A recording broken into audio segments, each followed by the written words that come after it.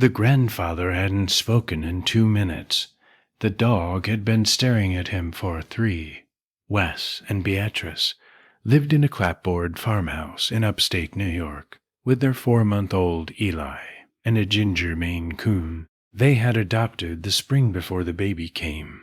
Beatrice was a postpartum doula, and she had the kind of professional vocabulary that makes new parents feel safe and other people uncomfortable. The animal had always been gentle.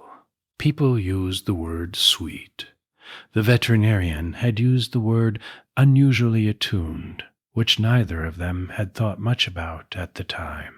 The first night it happened, the Ginger Maine Coon would not leave the doorway. He stood there with his head lowered, ears forward, his whole body angled toward Eli as if he had heard something nobody else had. Beatrice stepped over him to get into the room. He did not move. She nudged him with her foot. He still did not move. He did not bark. He did not whine. He just looked at her with an expression she could not name. By the third night, she had a theory. Beatrice had seen this kind of behavior before. A possessive animal, a resource-guarding response to a new infant. She had sat in 3 meetings about exactly this pattern. The dogs in those cases had all ended up in trainers' programs. 2 had been rehomed. 1 had bitten. She knew the data. She also knew the data did not include the cases nobody had ever written down. The cases where the animal was right. But she did not know that yet. She only knew what she had seen. That night, she told her partner, "We need to think about whether he can stay near the baby. If you stay for stories about what animals sense before we do, you are in the right place. Subscribe so you don't miss the next one." They moved him out of the bedroom. They closed the door. Wes agreed too quickly, the way partners do when they don't want to argue about something that scares them. The Ginger Maine Coon sat on the other side of that closed door for 40 minutes. They could hear him breathing. They could hear him shifting his weight. Then he started to scratch. Not a panicked, separation anxiety scratch. A steady, deliberate 1, as if he were doing a job he had been given, and would not stop until it was finished. They put him in the laundry room. The scratching continued through a second door.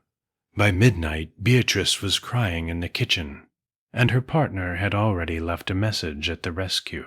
At 3:42 a.m., the door to the laundry room was open.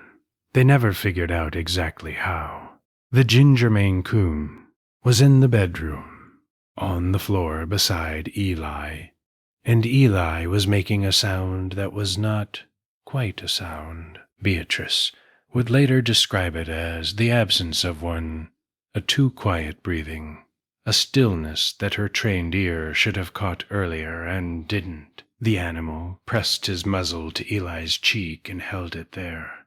He did not lick. He did not nuzzle. He just kept his face there, breathing, until she was close enough to feel that the grandfather's Addison's disease was triggering an adrenal crisis.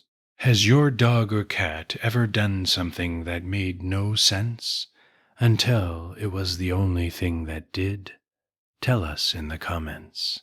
These stories deserve to be heard. The ER attending used the word fortunate. Then he used another one. Whoever caught it at the edge of the window, he said. Another 30 minutes and we would be having a very different conversation. He looked at the chart. He looked at Beatrice. He asked the question every attending in that hospital had been trained to ask before they signed the paperwork. What made you check? She did not answer for a long time. Then she said, "The Ginger Maine Coon." He nodded once, like he had heard the answer before. He probably had. The doorway, not possessiveness. The smell Beatrice's training had not taught her to register. The scratching at the laundry door, not separation, a countdown he could not say out loud. The muzzle pressed to her cheek, not affection. The only alarm system in the house that actually worked. 3 things she had read wrong. 3 things she had been trained to read wrong. She would not forgive herself quickly. The Ginger Maine Coon did not require it. Every guardian deserves to be recognized, even the ones who never asked for anything in return. If stories like this matter to you, subscribe so you never miss the next one. He came home 2 days later.